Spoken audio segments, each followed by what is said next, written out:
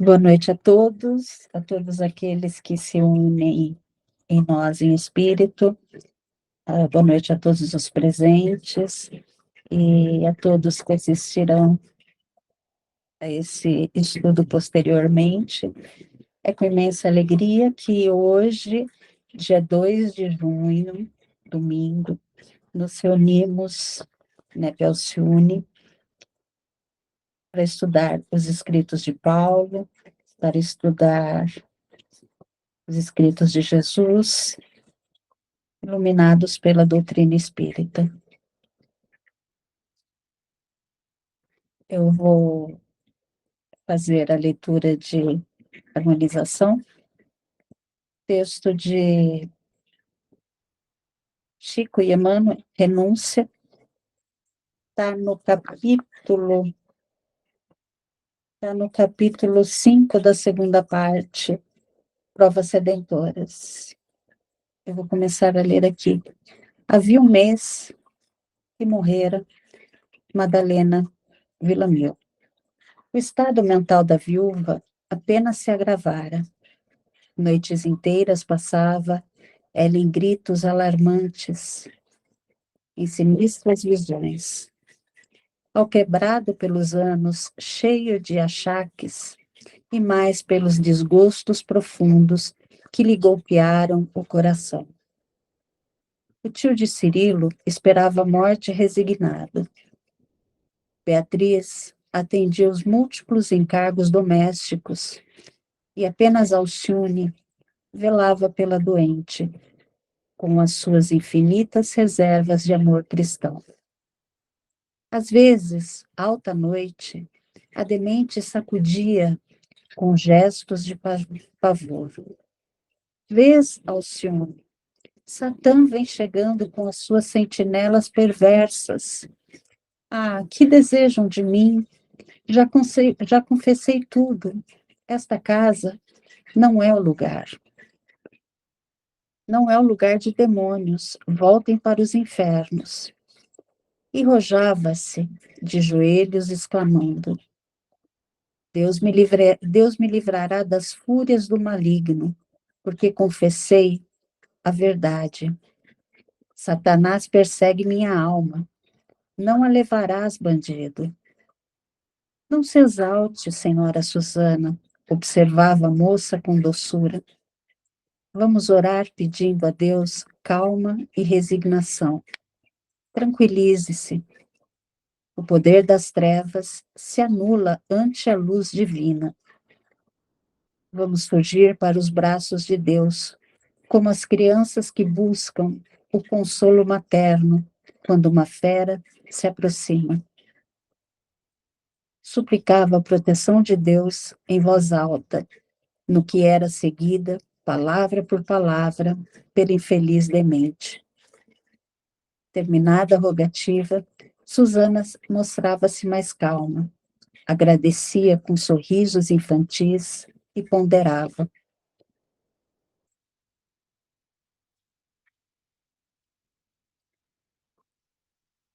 Deixa eu ver onde que eu parei, que eu fui autorizar a Selene.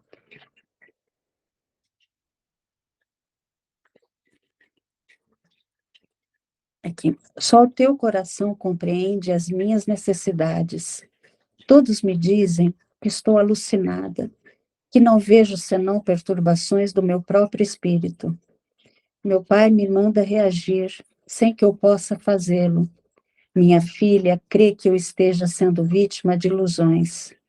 Entretanto, Alcione, o demônio vem sempre ao meu quarto, tripudiar do meu remorso intraduzível. Quando oras comigo, ele se prontifica a sair, mas faz um sinal dando a entender que voltará no primeiro ensejo. Acalme-se, senhora. Procure pensar na magnanimidade da providência divina. Quando se aproximarem os maus espíritos, ofereça-lhes um pensamento de sincera confiança no Altíssimo. Peçamos-lhes perdão pelo mal que acaso lhes tenha feito em outras eras. Humilhemos-nos, recordando Jesus, que era imaculado, e aceitou a cruz imposta pelos algozes. A enferma escutava-lhe as exortações carinhosas, de olhar desvairado, e respondia: Teus conselhos são justos. Sabes que meu estado não é apenas uma alucinação. Sim, senhora, sim, a senhora não mente. Ao ouvi-la, Susana Davenport, em pleno desequilíbrio das faculdades mentais, exibia olhares mais estranhos e replicava com seus remorsos pungentes. Já menti quando sacrifiquei tua mãe, mas agora desejo só a verdade, porque deixei a falsidade, Satanás me atormenta. Tudo isso, porém, passará depressa, esclarecia a jovem pacientemente. Sim, passará, passará, concluía a enferma, atenuando a exaltação. Em seguida, a filha de Madalena vigiava em prece, até que a mãe de Beatriz conseguisse adormecer. O ambiente doméstico continuava carregadíssimo. Numa noite de grandes perturbações, Susana dirigiu-se à carinhosa enfermeira, em pranto compulsivo. Não me deixes ir para o cárcere. Já estou sendo castigada rudemente, minha santa menina. Não será melhor que a morte me colha aqui mesmo, como lição para todo mundo? Muita gente na Cité há de evitar o pecado quando souber que estou morrendo atormentada, no seio das coisas que pertenciam à tua mãe. Então, nesse momento que a gente está aqui reunido, vamos orar juntos para que Deus nos dê discernimento, para que Deus nos dê sabedoria para compreender em profundidade as suas palavras, para que possamos aplicar todos os seus princípios divinos em nossas vidas. Pai amado, Mestre amado,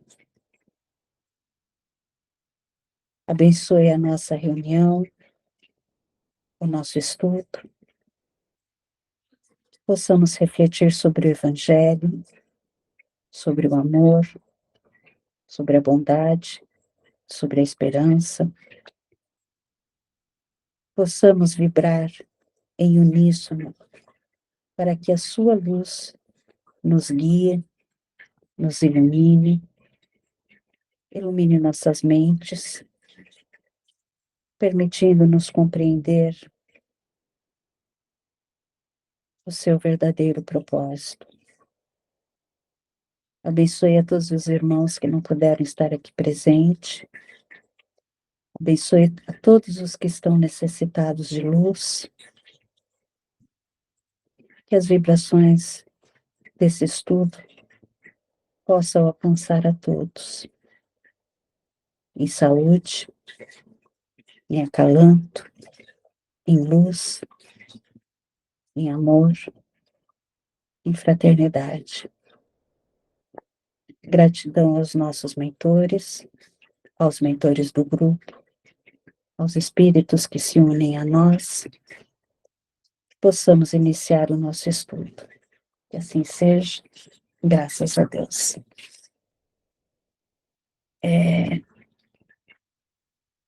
Então, após essa leitura, né, de Alcione, que Emmanuel, né, vem e nos mostra um cenário, né, de provações redentoras dentro desse contexto em que Alcione vive, desse contexto familiar, marcado por muitos desafios, por muitas superações, repleto de dificuldades, de sofrimentos emocionais,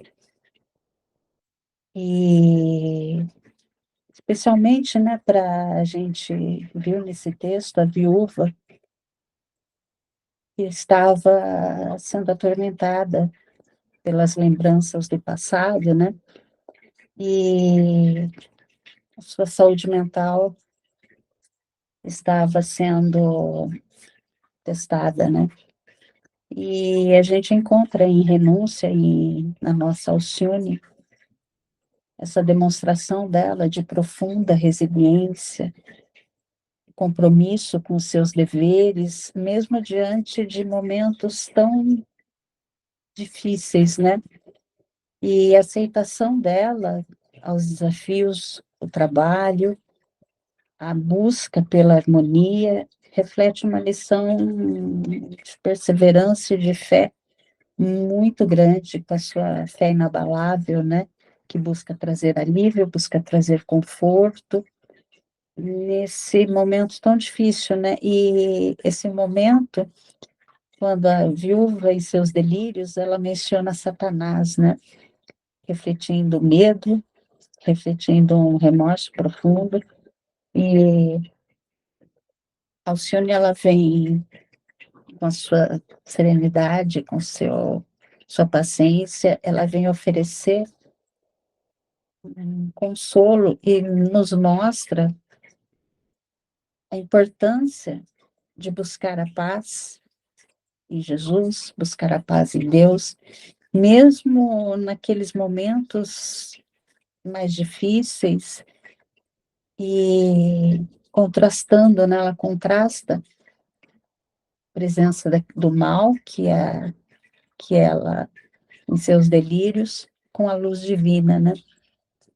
E nesse trecho de Corinto, né, esse trecho de Alcione nos revela assim um pano de fundo para a gente tentar, para a gente refletir sobre essa passagem de Corinto, né? Em especial da figura de Satanás, que eu acho que é uma das passagens mais desafiadoras do Novo Testamento, onde Paulo, né, ele vem orientar aquela comunidade nascente, né, a entregar uma pessoa em erro, um pecador, e ele fala em entregar a Satanás para a destruição da carne, a fim de que o espírito dele possa ser salvo, né? Então, é uma reflexão profunda que vem desses dois versículos, cuidadosa, e é uma correção que Paulo vem fazer, né? Uma orientação de forma direta. E no vídeo que estava passando antes de harmonização do Arthur Valadares, depois eu compartilho, ele fala mais ou menos, a palestra que ele está fazendo é sobre os vendilhões do templo, né? E também é uma passagem cuidadosa, né? Uma passagem que a gente tem que ter um cuidado para estudá-la. E o Arthur, como essa, desses dois versículos que a gente vai ver hoje, né?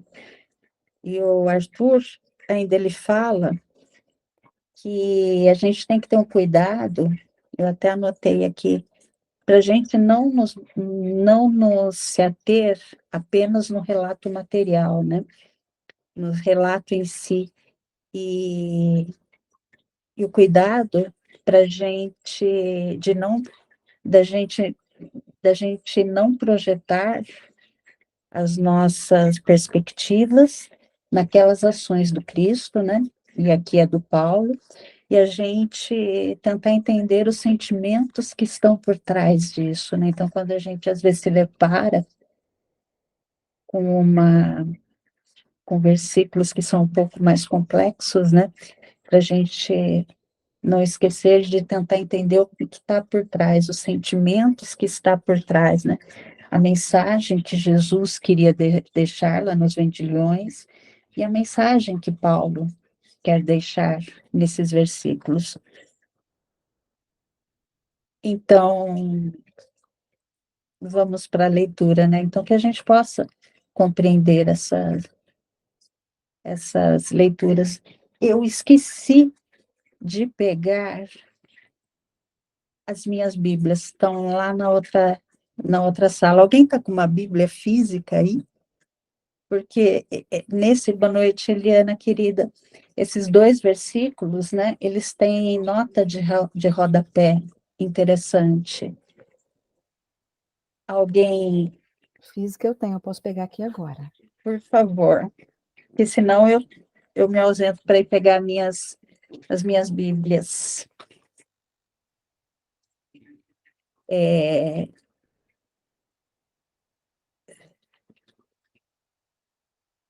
deixa eu. Aqui aqui eu havia selecionado lá para os nossos slides, eu vou lê-las.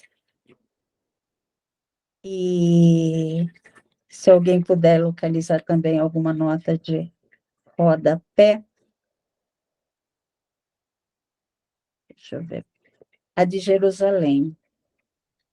É preciso que, em nome do Senhor Jesus, estando vós e o meu espírito reunidos em assembleia, com o poder de nosso Senhor Jesus, entreguemos tal homem a Satanás, para a perda da sua carne, para a perda da sua carne, a fim de que o espírito seja salvo no dia do Senhor. A do peregrino, reunidos em nome do Senhor, nosso Jesus Cristo, reunidos em nome do Senhor, nosso, desculpa, reunidos em nome do Senhor, nosso Jesus Cristo, vós, com meu espírito, com o poder do Senhor nosso Jesus, entregai esse indivíduo a Satanás, para mortificar sua sensualidade, de modo que o espírito se salve no dia do Senhor Jesus. Dri, a sua tem nota de rodapé? Essa que você leu agora, eu estava pegando ali, eu não ouvi. Você leu só o versículo, né? Eu li as duas. Eu estou sem. Eu tenho aqui a de Jerusalém, que fala assim: o pecador tinha agido precisamente como cristão, mas era mal a admoestação de Paulo, para o qual os fiéis deviam ser diferentes. Paulo insiste sobre a sua presença espiritual, a fim de ter uma voz nas deliberações da comunidade, que é a única responsável pela qualidade de sua vida cristã. E eu estava pegando a Almeida para ver se tem alguma coisa. A Almeida tem os 5. Quer que leia? Por favor, minha querida. Entregar tal homem a Satanás significava excluí-lo da comunhão. Sem o apoio espiritual dos cristãos, esse homem seria abandonado a seu pecado e a Satanás. Talvez isso o levasse ao arrependimento. A expressão para a destruição da carne ou natureza pecaminosa se refere à esperança de que a experiência o levaria a Deus, que destruiria sua natureza pecaminosa pelo seu afastamento do pecado. A natureza pecaminosa poderia significar tanto seu corpo como sua carne. Essa tradução alternativa supõe que Satanás afligiria o pecador fisicamente e isso o levaria a Deus. Expulsar alguém da igreja deve ser o último recurso de uma ação disciplinar. Não deve ser um ato de vingança, mas de amor, da mesma maneira que os pais castigam os filhos para corrigi-los e restaurá-los. O papel da igreja deve ser o de ajudar, não magoando nem ofendendo, motivando as pessoas a se arrependerem de seus pecados e retornarem à comunhão. São esses dois, querida. Obrigada, Adri. Jaime? Eu estou com a Bíblia de Genebra e aqui no comentário diz 5, 3 a 5. É uma passagem bastante difícil. Embora distante da comunidade, Paulo emitiu sentença de julgamento profético como se estivesse em Corinto. De fato, Paulo deu ordens à igreja para expulsar o transgressor, entregue a Satanás. Essa expulsão visava ao arrependimento e à salvação da pessoa, algo que só poderia ser alcançado por meio da destruição da carne, entre aspas, isto é, quando esse homem obtivesse domínio sobre suas tendências carnais. De acordo com uma das interpretações da segunda carta a Coríntios, capítulo 2, 5 a 11, esse homem se arrependeu de seu pecado. Em nome do Senhor Jesus, reunidos, vós e o meu espírito. A igreja, reunida em assembleia, possui a autoridade delegada por Jesus. Perfeito. Antes de mais nada, né, quando a gente olha para esse versículo, primeira vez que eu bati o olho, né, a gente encontra Jesus Cristo, Satanás, nessa perícope, né? E Jesus sendo apresentado 3 vezes, né? Ele fala, então ele reforça o Jesus Cristo 3 vezes nessas duas versículos, né? Esses 2 versículos. Duas, ele fala nosso Senhor Jesus Cristo. E a última, na maioria, né, das traduções, ele termina com nosso Senhor Jesus. E a gente sabe que nada é por acaso nas Escrituras, né?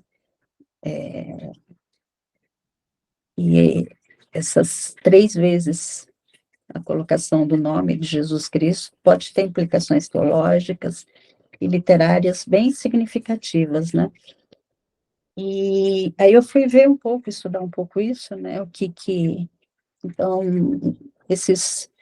quando ele fala, né? Jesus Cristo, nosso Senhor Jesus Cristo, Paulo está querendo destacar a autoridade do Cristo e a identidade dele. Então, o Jesus representa o nome humano, enquanto Cristo representa aquele título mais ungido, né? Como ungido, como Messias, é um título mais messiânico, né? E isso enfatiza a divindade e a missão redentora de Jesus, né?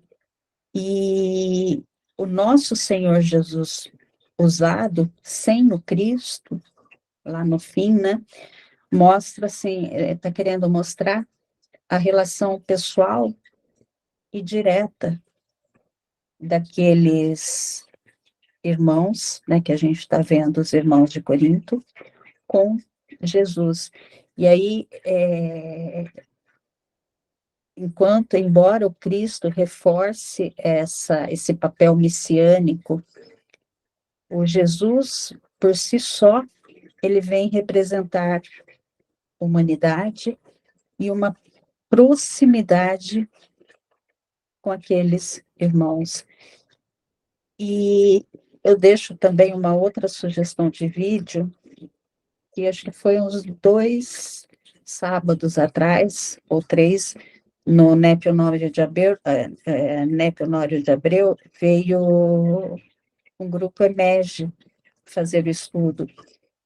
E ele falou, e as meninas que fizeram o estudo falaram muito bem da simbologia do 3, que remete a Jesus no grego, no hebraico, né?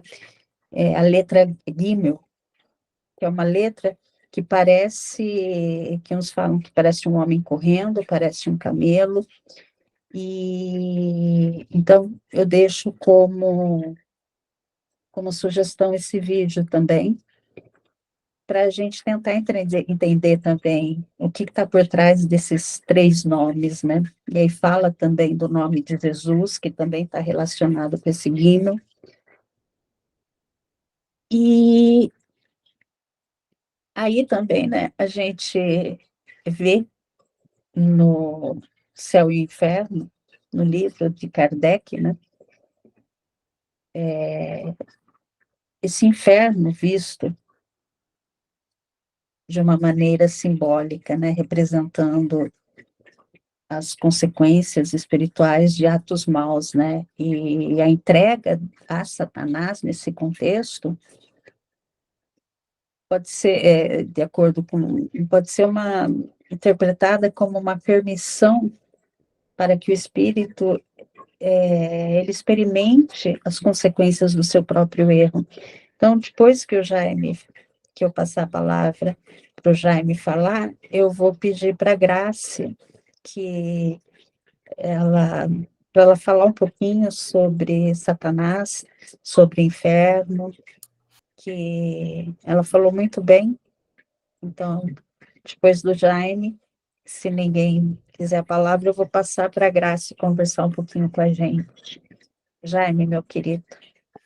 Enquanto você estava falando, né, eu vim no NetSearch procurar as palavras que estão relacionadas com esses termos, né? E a primeira que se refere a Jesus é Jesus. Então, é o nome de Jesus, né? Está falando diretamente da pessoa de Jesus. E no final, quando é citado a segunda vez Senhor Jesus, a palavra utilizada é Kurios. Não sei se essa é a pronúncia, mas é o status, aquele a quem uma pessoa ou coisa pertence, sobre o qual ele tem o poder de decisão, mestre, senhor. Então, primeiro fala da pessoa e depois fala do status, né? Então, é mais ou menos o que você falou, mas se tiver a curiosidade de ir no NetSearch, procurar e clicar lá na perícope, ela vai dar quais são as palavras que definem na origem, né, em grego, por exemplo, toda a tradução. Era isso aí. Obrigada, meu querido. Grace. Bom, a Silvia está fazendo menção ao estudo, né, do qual participamos nas quintas-feiras, do evento do estudo do capítulo 4, referente ao inferno, né, na obra O Céu e o Inferno. Desde então, a Silvia trouxe comentários como a Grace falou coisas lindas sobre o inferno. Eu fiquei, ué, falar coisas lindas sobre o inferno? Achei curioso. É que foi tão didático, foi tão assim, foi tão bem explanado e que se torna bonito, né? Quando tem uma boa explanação. Gratidão. Bom, mas aqui não é bem o contexto, não é um estudo específico, é uma menção, uma tentativa de compreensão. E só a título de contexto mesmo, né? Vale salientar o seguinte: me chamou a atenção essa essa menção a Satã, e vale a pena salientar que, normalmente, quando se fala em Satanás, diabo, a figura que vem à nossa mente é o Satanás, o cristão, aquela figura, né, trazida pela Igreja Católica de uma entidade, de um anjo caído, né? Mas levamos em consideração que essa imagem ela foi forjada, ela foi criada na Idade Média. Portanto, essa carta que é escrita, nesse versículo escrito por Paulo, é anterior à existência desse Satanás, conforme nós concebemos.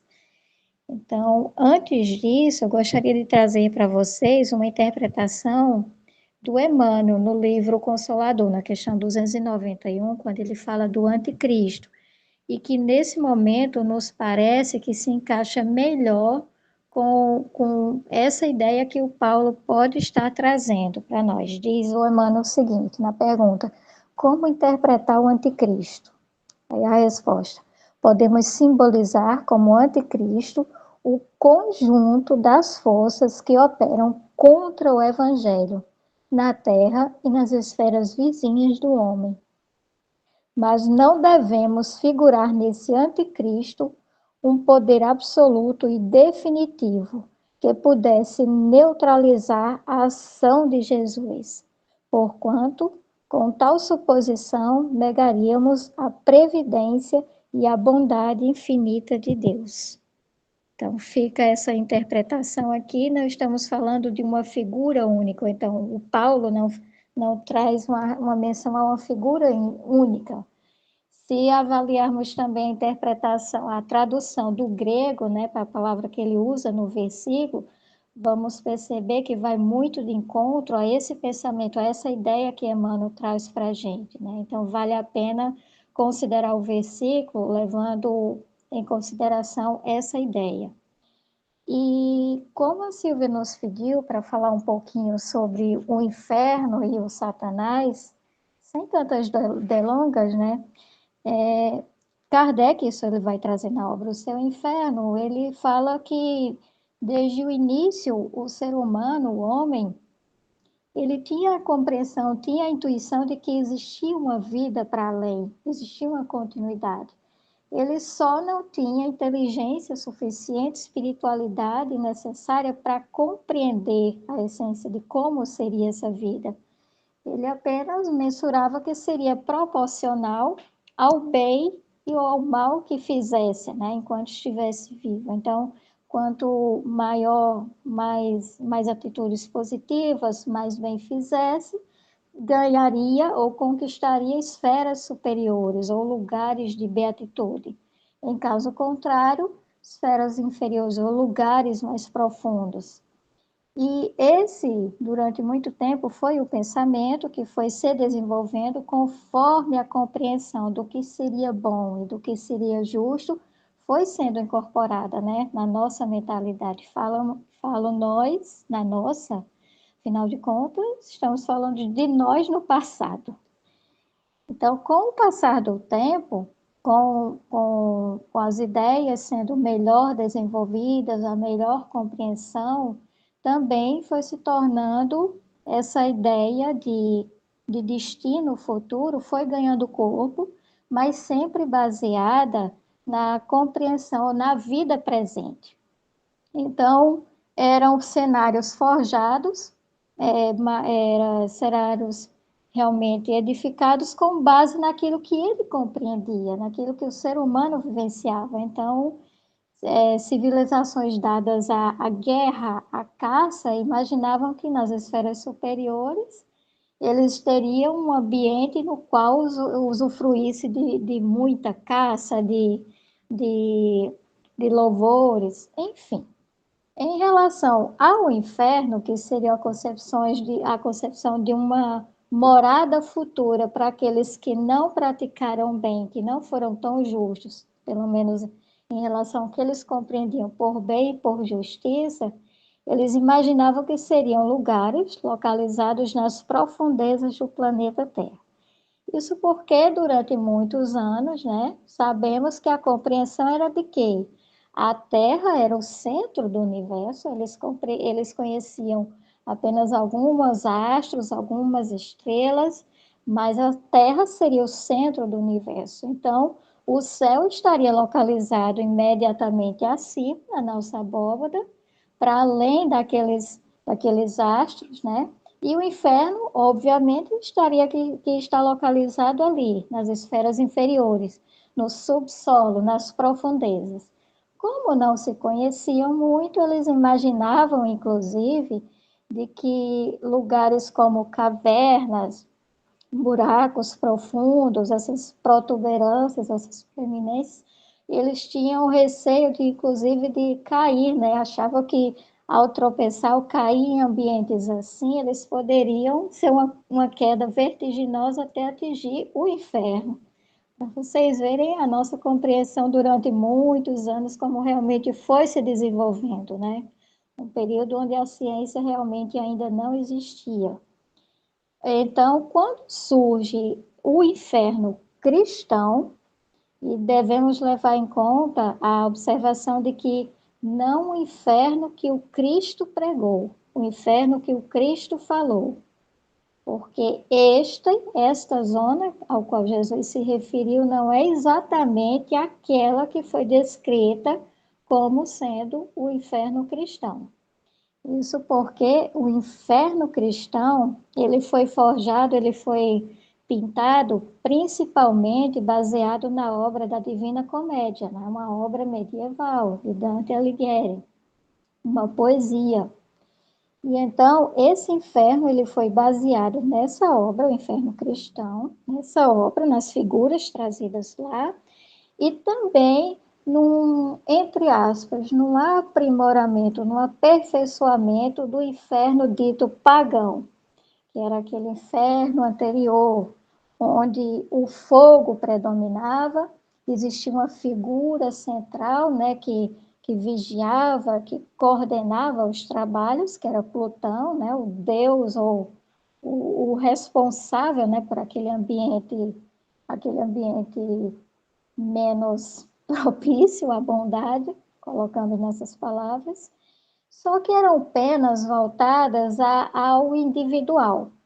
Então, não existia esse grau de maldade, de coletividade, no qual foi projetado para o inferno cristão. No inferno cristão, as penas tendem a ser coletivas, então, sofrimento geral, também um ambiente no qual anjos poderiam visitar o ambiente e observar aqueles que estavam ali se consumindo, né, no fogo eterno, um fogo que não se sabia explicar, mas que não consumia aquele corpo espiritual, embora trouxesse um sofrimento atroz.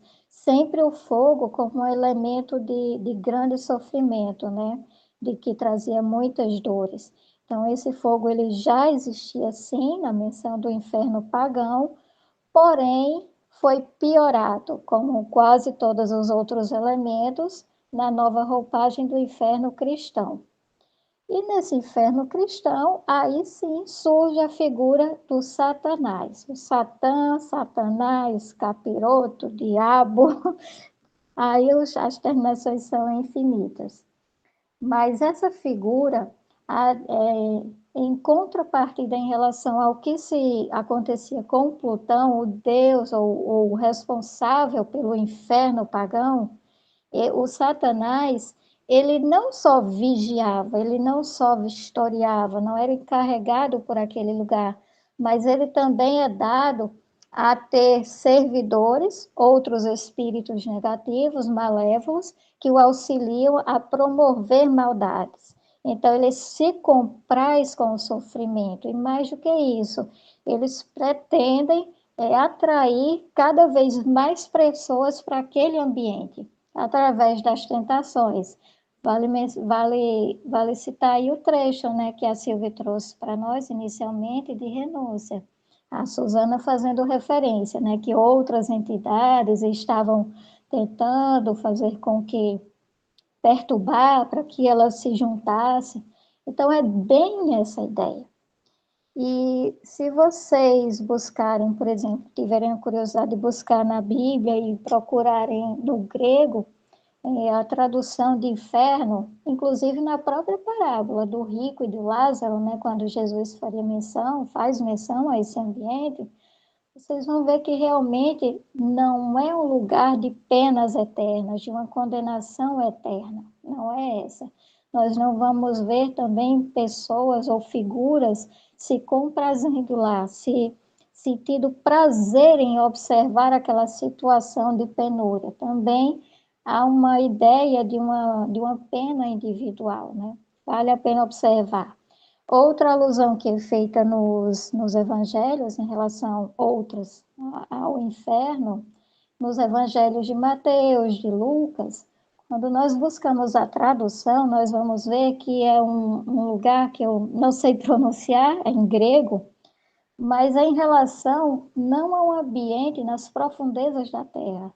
Na verdade, é um inferno que traz relação a um ambiente que existia fora de Jerusalém, imediatamente após Jerusalém, aos muros, um ambiente no qual detritos, o lixo, resto, as pessoas que morriam, aqueles que não chegavam a ser sepultados ou colocados, né, em ambientes, eram tidos como criminosos, seus corpos eram jogados ali e era um ambiente no qual o fogo queimava perpetuamente. Então, era como se fosse um lixão.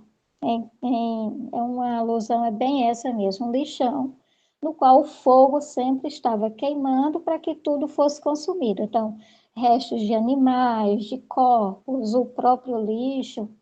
Esse é o ambiente que muitas vezes é referenciado nos evangelhos como sendo o inferno. Era a compreensão de inferno que existia naquela época, né? Então, vale lembrar ainda, em relação a essa compreensão, que quando Jesus traz a sua fala em relação a muitas moradas na casa do meu pai, ele estava indo muito além do que poderia. Realmente, ele foi de uma inovação surpreendente. Hoje pode nos parecer algo até discreto, sutil, mas levamos em consideração que para um pessoal que não tinha a compreensão que nós temos hoje, não tinham as informações científicas, então que imaginavam que Jerusalém era o centro da terra, né? Era o centro. Não existia quase nada além daquilo que eles podiam ver. Não se conhecia as profundezas da Terra, saber como era a estrutura, né, as camadas do nosso planeta. Então, eles acreditavam de verdade que existia um submundo. Então, quando Jesus traz essa afirmação de que há muitas moradas na casa do meu pai, ele não estava se limitando a dizer sobre duas, senão ele teria dito, existe duas moradas, né, na casa do meu pai, o céu e o inferno. Quando ele traz muitas, ele já jogou uma semente preciosa a ser germinada, né, no tempo propício. Então, quando Kardec traz toda a sua abordagem, todo o seu desenvolvimento das ideias, né, na terceira revelação, tudo, muita coisa mais se descortina, e num momento muito propício, né, num momento em que, pós-Idade Média, onde tínhamos ali realmente uma fé cega, um medo, um temor em relação a que se fosse contra os dogmas da igreja, né, isso trazia penalidades, inclusive fogueira. Então, após esse período de fé cega, de medo mesmo, vem o período que é classificado como de descrença, de maior abertura no campo da ciência, de maior avanço, na verdade, no campo da ciência, e o Espiritismo, ele se enquadra justamente nesse período ali, né?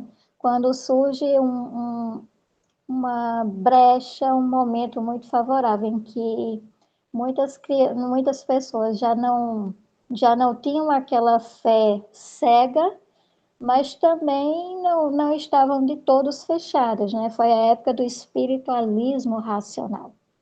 Ou seja, algumas pessoas já estavam propícias, inclusive nos centros de educação, nas universidades, né?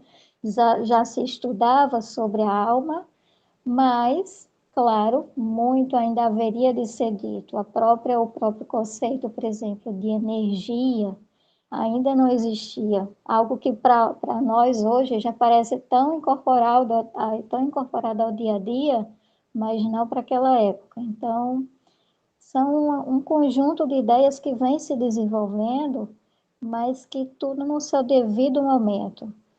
E podemos conversar, claro, né, sobre outros pontos, que trouxe uma abordagem muito geral, muito superficial. A Silvia acompanhou que esse foi um estudo aí de 3 semanas, então é muito mais delicado do que isso, né, muito mais profundo do que isso, mas a ideia geral é essa, que essa ideia do Satanás, ela é medieval, ela surge na Idade Média, né, com o inferno cristão, e que, portanto, pela data em que essa carta, essa epístola foi escrita, Paulo, de fato, não se referia a uma figura única, né, nem nesses moldes de maldade e crueldade física. É isso. Obrigada, minha querida. Eliana, Boa noite a todos. parabéns. Obrigada, gente, muito obrigada. Deixa eu dar parabéns também logo, né, minha querida? No final a gente dá de novo. Tem que Hoje me cantaram tanto parabéns. Tinha que cantar parabéns aqui. Todo mundo desafinado, mas canta. Ai, gente, obrigada. Eu fiz um resuminho aqui sobre a passagem, né? Sobre Coríntios, né, que a gente está estudando, Coríntios 1, versículo 5. Então, aqui parece que o Paulo está instruindo a comunidade cristã de Corinto sobre a necessidade da disciplina dentro da igreja. Ele vai falar da importância de reunir, né, de convocar uma reunião em nome de Jesus, com esse poder de Jesus e tomar uma decisão em relação a determinados indivíduos que ali são chamados, falam que são irmãos, mas têm uma conduta que não seguem o evangelho, né, não tem uma vida que não são pautadas no próprio evangelho. Então ele vai sugerir que esse homem, né, que está transviando o caminho da igreja, que está deturpando a mensagem do Cristo, ele seja entregue a Satanás, ou seja, para perder a sua carne. Ou seja, aqui ele está citando também uma passagem ali do filho pródigo, quer dizer, né, vamos entregar esse homem, então, a Satanás, ou seja, os próprios desejos inferiores, Satanás simboliza aí, segundo Emmanuel, os nossos sentimentos inferiores, para que ele vá, então, aproveitando os prazeres da carne, e aí ele gradativamente vai perder esses prazeres, como o filho pródigo, que ele vai experimentar tudo e vai chegar um momento que ele vai ser salvo, né? Que o espírito vai ser salvo também. Mas porque ele já cansou de buscar esses prazeres, ele já viu o caminho que ele precisa seguir. E então ele diz também aqui, para que esse espírito seja salvo no dia do Senhor, o dia do Senhor é um simbolismo para o dia do julgamento.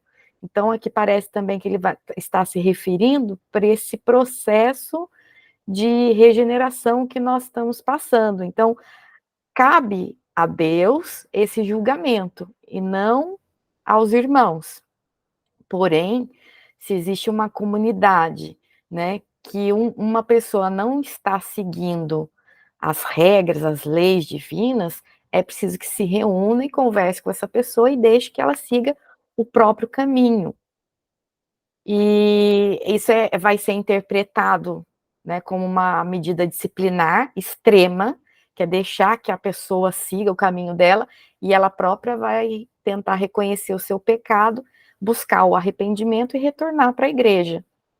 E aí Paulo vai falar também sobre a importância da purificação dos velhos hábitos, né, das influências negativas, simbolizando aí o fermento que vai levedar a massa toda, ou seja, quando o Emmanuel vai falar sobre o fermento, ele vai se referir ao fermento dos fariseus, né, que sempre tá fazendo esse fermento, está tentando fazer com que as pessoas olhem de forma negativa as palavras do Cristo, ou utilizem apenas a parte externa de julgamento dos doutores da lei, de saber de cor e salteado as regras, e tentar manipular o conhecimento do Cristo para que seja deturpado, então, esse conhecimento cristão, né, voltado a só as regras exteriores. E aí ele vai encorajar a celebração dos pães ázimos, né, da festa com esses pães ázimos, que vai representar a pureza, a verdade. Então, vai simbolizar essa transformação de hábitos que é necessária para todo aquele que quer seguir o Cristo. E ele vai destacar também a necessidade de se manter separado daqueles que chamam de irmãos, mas continuam vivendo em pecado. Então, a esses ele enfatiza que o julgamento, sim, cabe à comunidade cristã e não aos que estão de fora. Então, se existe esse irmão que continua vivendo em pecado, mas se diz irmão, se diz que está vivendo em Cristo, então é preciso, sim, se reúna essa comunidade e aí, em nome de Jesus, vai verificar o que é melhor fazer com ele. E ele enfatiza também essa importância de afastar o mal da comunidade cristã. E na síntese, né, essa passagem vai abordar a importância da disciplina, da pureza, da separação do pecado dentro da comunidade cristã, e, importantíssimo, se essas pessoas estão reunidas em nome de Cristo, viver em conformidade com os princípios do Cristo. E parece que é assim que a gente também age nos centros espíritas, né? Parece que existem pessoas que se dizem espíritas, mas aí chegam dentro e querem colocar outro tipo de doutrina, ou a parte espiritualizada, porém não espírita, como apometria e outras práticas que não são espíritas, e aí sim cabe à comunidade ali espírita, os dirigentes, os presidentes, conversar com essa pessoa e verificar o que ela quer realmente seguir. Se ela quiser seguir o espiritismo, existe uma doutrina que foi codificada e apresentada, mas se ela quiser seguir outros caminhos, né, que seja aí o candomblé, a umbanda, a apometria, outros caminhos, que ela possa seguir sim, mas não dentro desta doutrina. Então, conseguir separar as coisas, eu acho que eu vejo nesse sentido.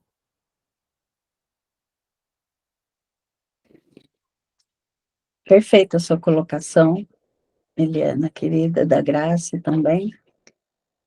Nós estamos com, deixa eu ver, a Eliana também colocou no chat aqui, significado da palavra Satanás, no dicionário hebraico grego, quer dizer um opositor, né, um acusador, um adversário, e que o termo diabo não indicava, no conceito do mestre, um gigante da perversidade, poderoso e eterno.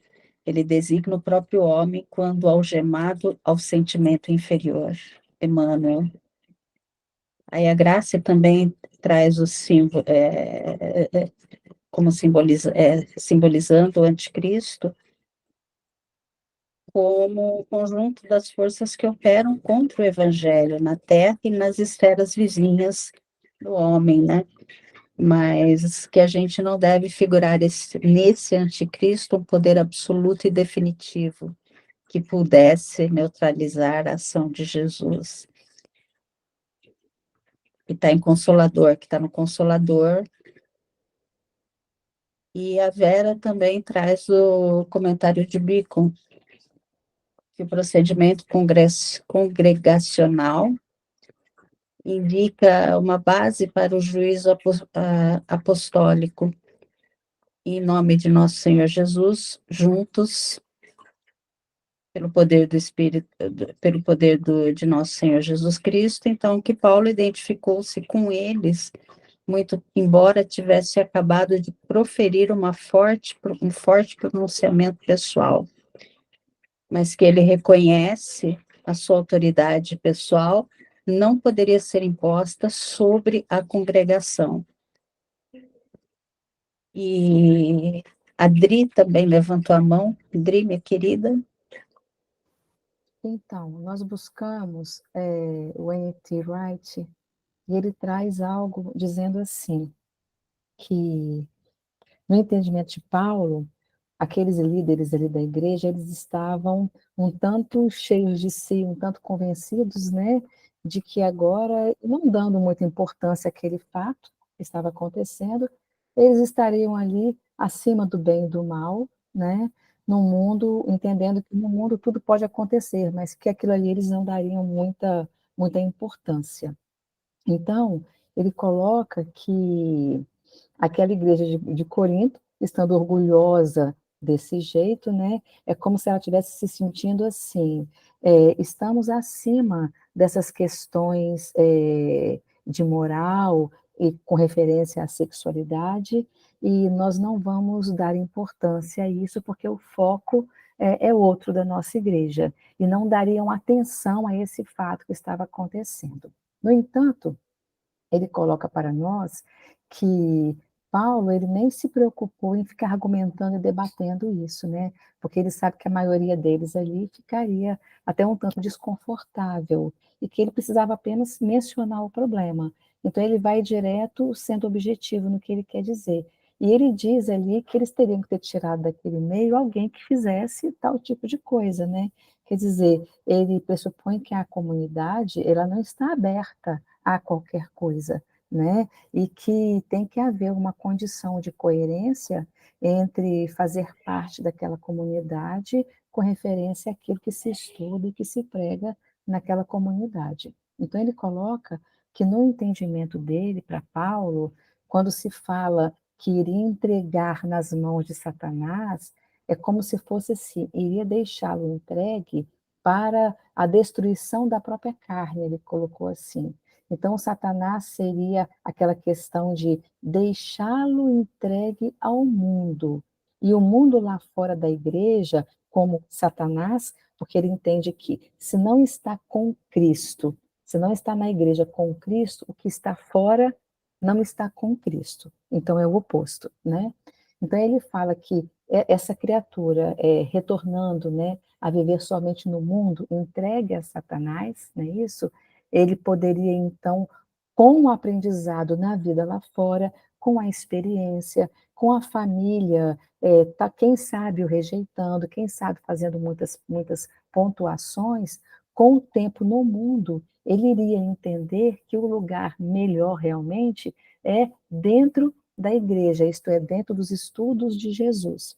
Então, ele entende que esse Satanás seria deixá-lo no mundo, porque as experiências da vida vão nos mostrando a todos nós, né, pela dor, pelo sofrimento, pelas próprias decepções, por tudo que nos acontece, o melhor caminho a ser seguido ao ponto de chegarmos a descobrir que aquele que se pensava que era um caminho bom ou neutro, não é um bom caminho.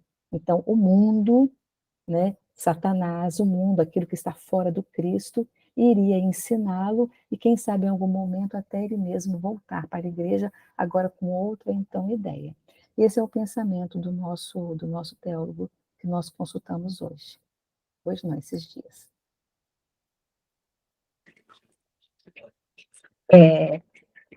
Quando a gente fala, né, que nem falou do dia do Senhor, esse é esse conceito, né, do dia do Senhor, a gente já viu também, acho que foi logo no começo das cartas de Paulo ao Coríntios, sobre essa questão escatológica de Paulo, né, desse dia do Senhor, né? E esse era um conceito que estava enraizado naquelas tradições judaico-cristã, né? E envolvia a fé, o comportamento e a fé daqueles irmãos, né? E aí era um incentivo para, como a Helena falou, né, da comunidade a viver o Cristo, viver a fidelidade, e eles aguardavam, né, o retorno do Cristo. E aí, vamos pensar um pouquinho nessa medida que o Paulo tomou, né, severa, dolorosa, extremamente dolorosa e complexa, né? Paulo, ele sentia toda aquela responsabilidade apostólica sobre ele, e ele tinha um carinho muito grande com aquela comunidade de Corinto, né? E, e ele sentia que ele tinha que proteger a integridade daquela comunidade, mas que ele também ele ele estava consciente daquele impacto emocional, daquela espiritual, daquela ação que ele estava tomando, né, que ele tomou para aquele irmão que estava em erro, né? Quanto para a comunidade, como a Adri falou, né, que ela também estava se separando, né? Ela também estava não estava unida, né? E imagina Paulo, com todo aquele carinho, ele pedindo a excomunhão de um membro. Imagine que não é uma decisão fácil. Imagina para Paulo naquela situação, né? Não era uma decisão fácil, não foi uma decisão fácil. E como isso ia causar tanta dor para ele, quanto para aqueles irmãos da comunidade, né?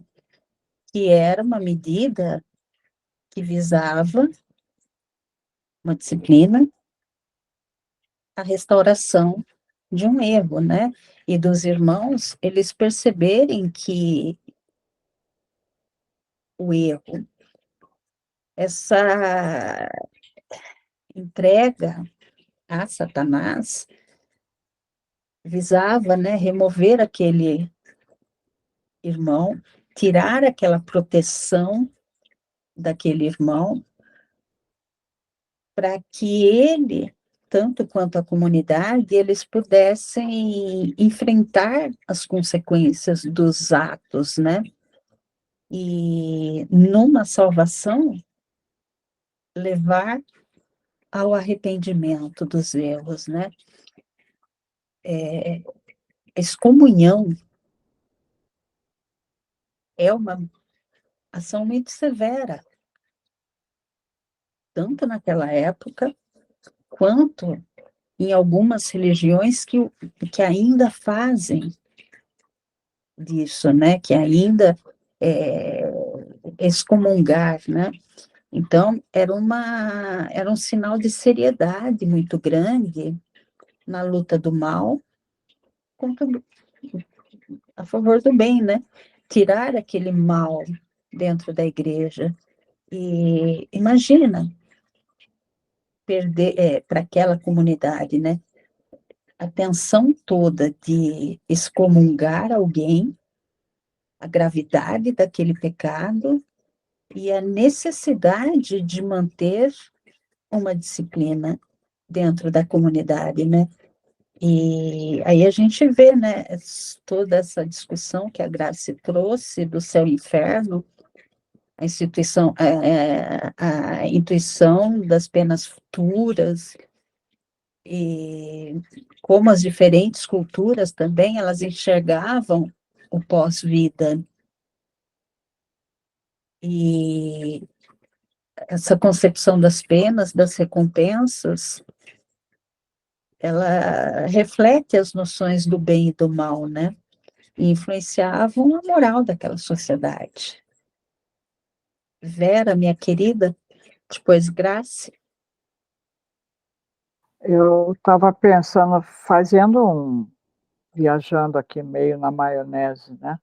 Mas essa passagem, que ali não saiu colado a parte toda do comentário do Bacon, mas depois é só dar uma olhada, né? Que ele diz que o aspecto desse pronunciamento foi o seu propósito, destruição a palavra destruição, o letron, significa arruinar em vez de destruir ou aniquilar. A sugestão é que se o homem é entregue ao mal, ele esgotará suas forças físicas e arruinará sua oportunidade de felicidade. Eu fiquei pensando na lei de causa e efeito. A pessoa, a lei está aí, o caminho está aí. O Cristo ensinou, quantos outros espíritos também vêm falando, alertando. Mas quantas vezes o ser humano opta, teima em seguir esse caminho, até que ele esgote as suas forças. Olha, o mingau hoje está indócil, tá? Está aqui incomodando. Até que a pessoa aprenda com a dor, né? Porque Às vezes o falar, o contar, o observar, às vezes não é suficiente. E aí a pessoa fica entregue ao caminho dela, é como o filho pródigo, entrega o tesouro a ele, até que ele compreenda que precisa refazer o caminho, a dar valor ao que ele tinha. O tesouro talvez seja também a própria encarnação, os trabalhos, o próprio sofrimento, né, que são entregues como oportunidades de aprendizado, até que a pessoa até que faça o download da ideia e consiga compreender para fazer o caminho de retorno. É bem interessante como ele coloca esse faz, porque a gente quando lê acha que Paulo está julgando, está destruindo a lei, mas é o nível evolutivo de cada um. Cada um tem uma compreensão da coisa e cada um vai captar o aprendizado no seu tempo, no seu momento, da sua maneira, né. E às vezes alguns precisam da maneira mais dolorosa para aprender. Então, gostei da ideia ali do coisa. Ponto. Grazi. Enquanto você falava, Silvia, sobre como Paulo possa ter se sentido sobre essa repreensão mais dura, né, mais incisiva, eu pensava cá numa experiência pessoal, bobinha, mas que pode ser uma metáfora também, dá para correlacionar. Em apartamento não dá para se ter um jardim amplo, nada disso. Então, tenho aqui uma simples roseira, minha Maria, tá? Ela tem nome, é Maria. E certa vez começou a crescer uma vegetaçãozinha em torno dela que rapidamente ela foi se espalhando. E era interessante porque é muito pequenininha ali, bem rasteira mesmo, mas quando eu comecei a retirar, puxar, ela tinha uma raiz tão profunda que chegava a ser realmente uma contradição absurda. Daí uma pessoa daqui do prédio, né, que viu, ela disse, olha, você precisa remover o quanto antes e tem que retirar pela raiz, porque ou você opera dessa forma ou vai sufocar a roseira vai morrer. Daí eu pensava, né? Qual é o propósito ali, então? Eu tinha aquele jarro, eu tinha dó, porque afinal de contas é vida, né? É uma vegetaçãozinha, uma plantinha ali que estava sendo oportunista, mas ainda assim é vida. E eu fiquei com dó de retirar, mas será que não dá? Mas a pessoa disse, não, vai sufocar. O que é que você quer manter no jarro? Porque se você não a retirar, em breve a roseira vai morrer e só vai restar essa vegetação aí, essa praga, ela chamou de praga. Daí eu coloquei, sou meio besta mesmo, né? Peguei outro jarrinho, coloquei do lado, as mesmas condições, a mesma terra, o mesmo adubo. Digo, vamos ver se ela fica aí no cantinho dela, porque não dá para ficar no mesmo jarro, mas vamos ficar do lado, vamos estabelecer aqui uma vizinhança. Coloquei no jarro e, para minha surpresa, uma semana depois, ela não se sustentou, não sobreviveu, morreu completamente, ficou murcha, murcha. Então, mesmo terreno, mesma condição de adubo, de água, e que fazia ela ficar vigorosa enquanto estava ali, né, junto com a roseira, mas separada, ela não se sustentou. E eu penso que pode ter sido mais ou menos isso que Paulo pensou, né? Sendo que a roseira dele seria a igreja de Corinto. O que é que ele precisava focar? Na roseira ou naquela erva daninha? Que ela poderia, sim, a seu tempo, a seu modo, se restabelecer, se reestruturar, não naquele mesmo ambiente, mas talvez em outras condições, né? Como acontece com tudo na esfera terrestre. Uma simples analogia, mas fica aqui pontuado para vocês também.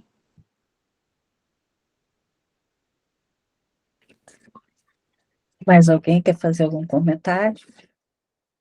Nós estamos seguindo para os finalmente, né? Esse julgamento de Paulo, né? Não é apenas dele a ação, né? A gente tem que ter em mente que a ação não é apenas de Paulo, né? E também não é entendida, ela não deve ser entendida como algum tipo de um tribunal, né? Quando ele fala ali, né, que vocês, que do poder do Senhor Jesus, né? Esse poder, ele entra num contexto de uma referência ao Espírito, que ele também fala, né, que ele está em espírito com eles, né?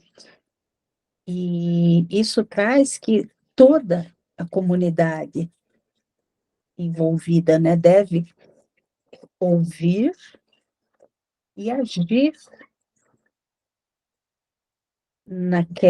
naquele julgamento, né? E então essa é a preocupação de Paulo, né? E da autoridade e que todos devem participar, né? Esse, essas palavras nesse julgamento,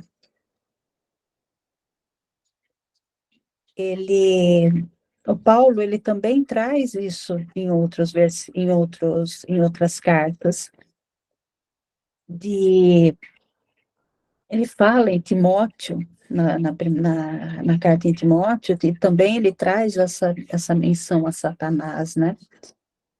E, então, é uma questão que envolve a todos ali, que envolve a todos. E eu não sei se vocês acham que esse tema se esgota aqui, ou se vocês querem para o próximo domingo também.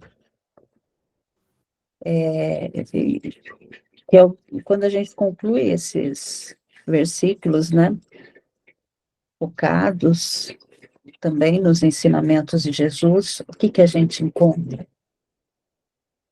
Perdão, a gente encontra a reconciliação, né?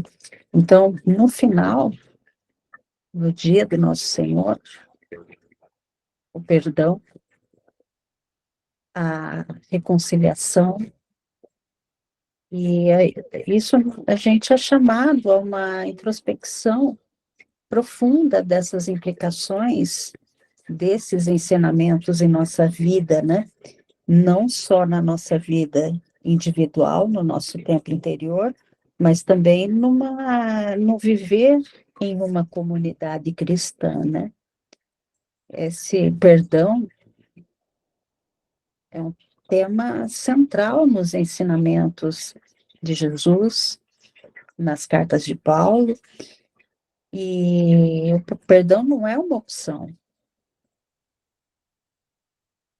Perdão entra como um mandamento essencial para aqueles que desejam seguir o Cristo, para aqueles que desejam viver o Cristo.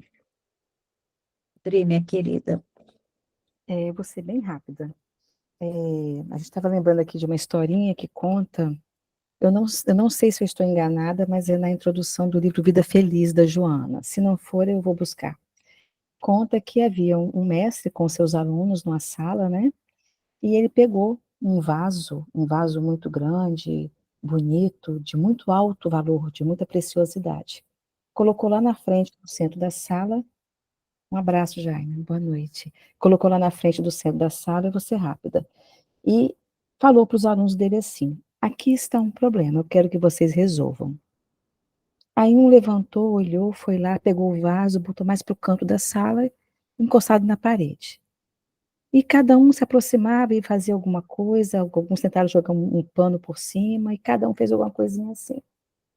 Até que um aluno levantou, tirou a espada da cintura, assim, foi no alto, aquela coisa assim, sabe? Foi lá no vaso e pá, quebrou o vaso todo. Esse aluno, ele foi, né, apreciado pelo professor. Ele não se deixou iludir pela beleza, né, por aquele valor, entre aspas, né, e ele foi lá e, vamos dizer assim, ele resolveu o problema, ele eliminou o problema, enquanto alguns só cobriram ou botaram um pouquinho para o lado, né. Então penso que a gente, assim, ficar muito atento, não só na questão pontual do texto, mas na nossa vida em um todo, em não nos permitirmos iludir por coisas que aparentemente pode ser belo, pode ser bom, mas que de repente não é um bom caminho, que a gente não tenha essa ilusão. E se surgir alguma situação, que a gente então faça como esse garoto, né, esse rapaz, né, lança a espada e elimina aquilo dali, porque senão pode nos colocar a tomar um caminho errado, e o pior disso, o nosso comportamento, de alguma forma ou outra, acaba influenciando alguém que vai nos olhar e vai nos seguir. E também é a nossa responsabilidade, para a gente saber escolher os caminhos. E se, por um acaso, a gente entrar em ilusão em algum momento, que a gente possa perdoar e reconciliar, né? E voltar. E o ato de perdoar nos liberta do peso da amargura, nos liberta de ressentimento, nos liberta dos erros e nos faz experimentar paz, alegria, que vem de um coração reconciliado, né? Que alegria que será nesse último dia do nosso Senhor, que Paulo traz, né? No dia do nosso Senhor, desse irmão em reconciliar, né? Ele reconhecer o erro e se perdoar, né? E que os outros irmãos também tenham encontrado perdão, né? E a gente encontra muitas histórias, né? Como essa, Adri, e tantas outras que a gente testemunha histórias de perdão, de reconciliação e desse poder transformador do amor de Deus, né? Então, que ao a gente encerrar esse estudo, né, que a gente possa lembrar do perdão, da reconciliação, que são o eixo central da vida, do, do viver em Cristo, né? E que esses ensinamentos de Paulo, das cartas, os ensinamentos de Jesus, nos desafiem a viver uma fé autêntica, uma fé transformadora, né? Onde o perdão não é apenas um ideal, né? Mas uma prática diária, né? Que a gente possa cultivar em nossos corações perdão, refletindo o amor, refletindo a paz. Mais alguém para falar que queira colocar seus últimos apontamentos? Podemos seguir para o versículo 6 na próxima semana? Ou vocês acham que a gente ainda deve fuçar nesses dois? Podemos seguir? Próximo versículo, versículo 6. Não é digno o vosso motivo de vanglória, mas sabeis que um pouco de fermento leveda toda a massa, e se tudo ocorrer bem, a Dri vai facilitar esse estudo semana que vem, né, Dri? Então, a gente, Quiser. se Deus quiser, será a Dri que vai facilitar esse lindo estudo, e que a gente possa terminar a noite com desejos para nossa aniversariante querida, de um viver em Cristo, de um viver cheio de amor, de um viver cheio de perdão, de esperança, e que se um dia a gente cair, se um dia cair em tentação, que a gente possa sempre nos dar as mãos. Eliana, um feliz aniversário, um feliz Obrigada. viver, minha querida. Obrigada a todos. Vamos cantar um parabéns, Dri? Vamos lá. Vamos, todo mundo? Abre o som, aí vai ficar meio desencontrado, né? Mas vamos tentar. Vamos tentar? Tudo vale a pena, vamos. Teve um Eu ia estudo... perguntar se ela tinha trazido bolo quando ela chegou. Trouxe o bolo? Quero dar parabéns. Eliane, cadê a velhinha? E que os desejos que cada um mentalizar de aniversário de vida para a Eliana, que eles possam ser multiplicados a todos nós, a todos os nossos familiares, a todos os nossos amigos, a todos os nossos irmãos menores, a todo o meio ambiente, a toda a natureza, para ela se recompor. Então, desejos lindos a Eliana e que eles se multipliquem a todos nós. Vamos lá? Então, parabéns para você Você, nesta nessa data data querida, querida, muitas muita felicidades, felicidade. muitos anos de vida. Eliana. Parabéns! Obrigada, Parabéns, gente. Pri. Tudo de bom para vocês, de todo coração. Obrigada. Gente, que os desejos que cada um mentalizou para a Eliana possam emitir muitas vibrações e abraçar todos os corações que estão precisando de um abraço, que estão precisando de um acalanto, que estão precisando de se sentir seguros, de paz, e que a gente possa ter uma semana de muita paz, com muito amor, com muita luz, e a gente se encontre no domingo que vem, com o versículo 6. Muito amor por vocês e para vocês. Beijo. Boa semana. Beijo. Gratidão, boa semana Abençoada a todos. semana. Tchau. Tchau. Obrigada.